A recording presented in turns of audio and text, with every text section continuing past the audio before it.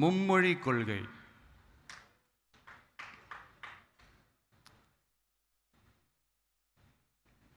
அதாவது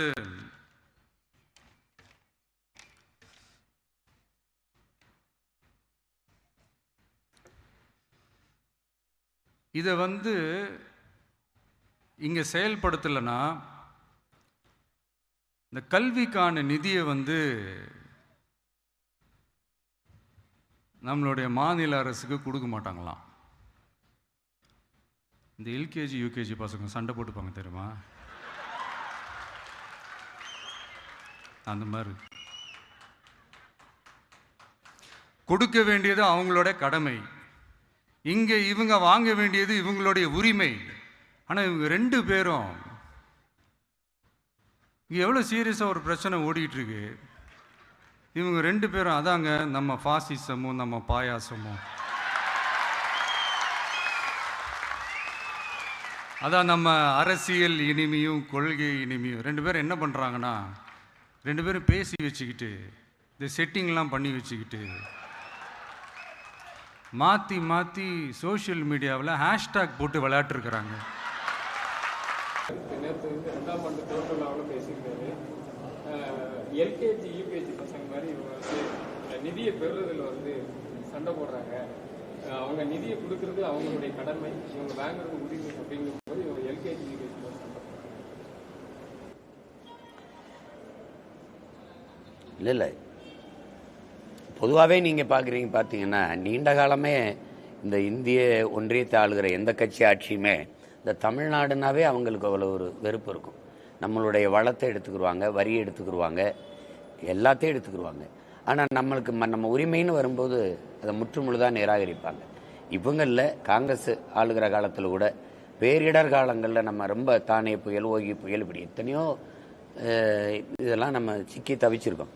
அந்த காலங்களில் கூட நமக்கு பேரிடருக்கான உரிய நிதியை அவங்க தந்ததில்லை.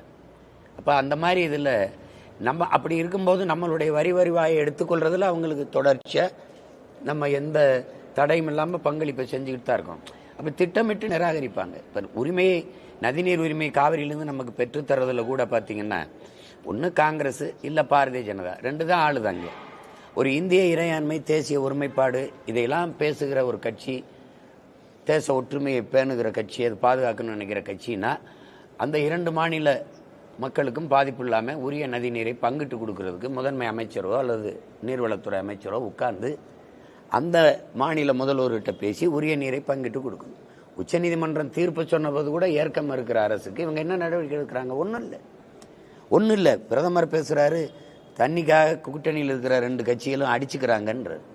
இது ஒரு பொறுப்புமிக்க நாட்டின் முதன்மை அமைச்சர் பேசுகிற பேச்சா? அது பாருங்க. நாங்கள் நர்மதாவில் எந்த பிரச்சனையும் இல்லாமல் பிரிச்சுக்கிறோன்றாரு. அது மாதிரி தானே நீங்கள் தலையிட்டு இதையும் பிரித்து கொடுக்கணும். அப்போ இந்த நதிநீர் சிக்கல்கள்லாம் இருந்தால் தான் அங்கே அவர்கள் அரசியல் செய்ய முடியுது. காவிரியில் தண்ணி கொடுங்க தமிழர்களுக்குன்னு பாரதிய ஜனதா பேசுமானால் காங்கிரஸ் வெல்லும், காங்கிரஸ் பேசுமானால் பாரதிய ஜனதா வெல்லும்.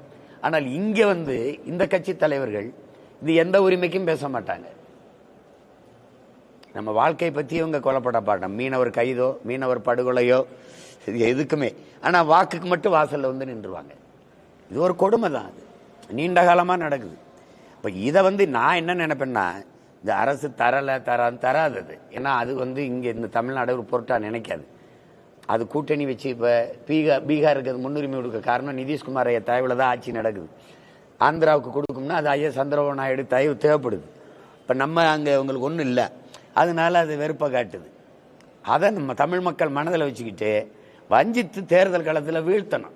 நீ தானே எனக்கு உரிய நீதியை தர மறுத்த அப்படின்ட்டு நம்ம மக்களுக்கு அந்த விழிப்புணர்வோ அந்த ஏதோ இல்லை. அது ஒரு சிக்கல்.